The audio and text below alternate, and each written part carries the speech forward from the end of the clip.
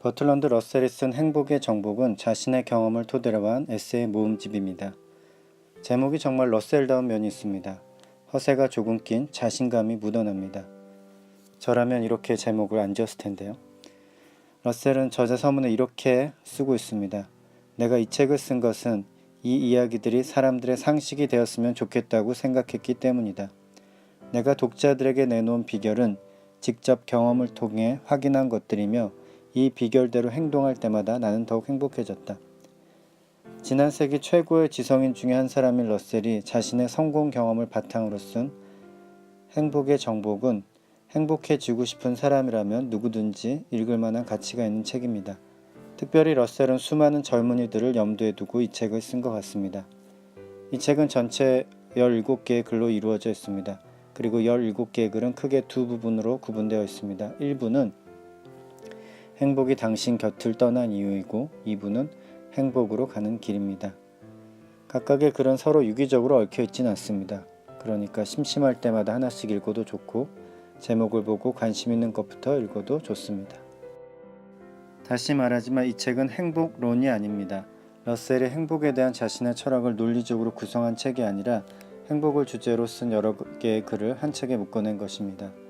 전체적으로 내용을 살펴보면 인간이 행복하지 않은 이유 혹은 행복할 수 있는 방법에 대해서 뚜렷한 명제가 될 만한 문장이 여기저기 흩어져 있습니다. 먼저 러셀은 자신이 삶을 즐기고 행복하게 된 비결은 자신에 대한 집착을 줄인 데 있다고 말합니다. 이러한 비결은 이 책 전반에 걸쳐서 나타난 전제입니다. 행복하려면 자신에 대한 관심을 줄이고 관심을 외부로 돌려야 한다는 것이죠. 그렇다고 자신을 완전히 잊을 정도로 망각하라는 말은 물론 아닙니다. 자신에 대한 지나친 관심을 멈춰야 한다는 말이죠. 또한 러셀은 고독의 철학을 반대합니다. 이 부분은 아마 지금 세대에도 필요한 말이라고 생각이 됩니다. 르네상스 이후로 확산되고 발전해온 개인주의는 행복의 영역에서도 확고한 자리를 차지하고 있는 것 같습니다. 고독해도 괜찮고 혼자여도 괜찮다는 생각이 사회에 만연해 있는데 러셀은 이런 견해에 대해 이미 100년 전에 반대했고 저도 러셀의 견해에 동의합니다. 러셀의 한 말입니다. 내가 보기에 이러한 철학들은 모두 그릇된 것이다. 그것들은 그릇된 윤리학일 뿐만 아니라 인간 본성이 가진 보다 우월한 부분을 표현하는 데 있어서도 부정확하다. 인간은 협력하지 않으면 살 수 없다. 인간은 본능적으로 협력에 필요한 우정을 만들어내는데 물론 이 본능적인 장치가 완벽하지만은 않다. 하지만 사랑은 협력을 이끌어내는 최초의 감정 형식이자 가장 보편적인 감정 형식이다. 따라서 강렬한 사랑을 경험해 본 적이 있는 사람이라면 최고선은 사랑을 주고받는 인간의 감정과 상관없이 별개로 존재하는 것이라고 주장하는 철학에 찬성할 수 없을 것이다. 러셀이 어렵게 얘기를 했지만 간단히 말하면 인간은 사랑 없이 홀로 최고선에 도달할 수 없다는 주장입니다. 러셀이 여러 가지 행복할 수 있는 방법에 대해서 말하지만 사실 그가 말하는 행복의 조건은 주변에 대한 관심입니다. 주변에 좀 더 관심을 가질 때 사람은 행복해질 수 있다는 것이죠. 이것은 개인의 취미생활과는 다른 것입니다. 사람들은 행복해지기 위해서 자신만의 취미를 가져야 한다고 말하죠. 하지만 러셀의 의견은 다릅니다. 러셀이 한 말입니다.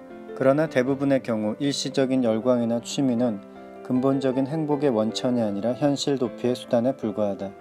현실 도피의 수단이라고 한 것은 이겨내기 힘든 고통이 다가오는 순간을 잊기 위한 것이라는 의미이다. 근본적인 행복은 무엇보다 인간과 사물에 대한 따뜻한 관심에서 비롯된다. 어떻게 보면 러셀이 말한 행복을 정복하는 방법은 우리가 다 알고 있는 방법과 크게 다르지 않습니다. 그것은 인류가 오랜 시간을 걸쳐서 발견한 방법이고 사실은 어떻게 보면 되게 뻔한 방법이기도 합니다. 하지만 요새는 인류의 오래된 지혜나 전문가의 권위를 무시하는 경향이 있는 것 같습니다. 모든 사람의 모든 주장이 다 각기 나름대로의 근거가 있다는 것을 전제로 각기 자기가 옳다고 생각하는 대로 말하고 행동하는 그런 분위기가 있습니다.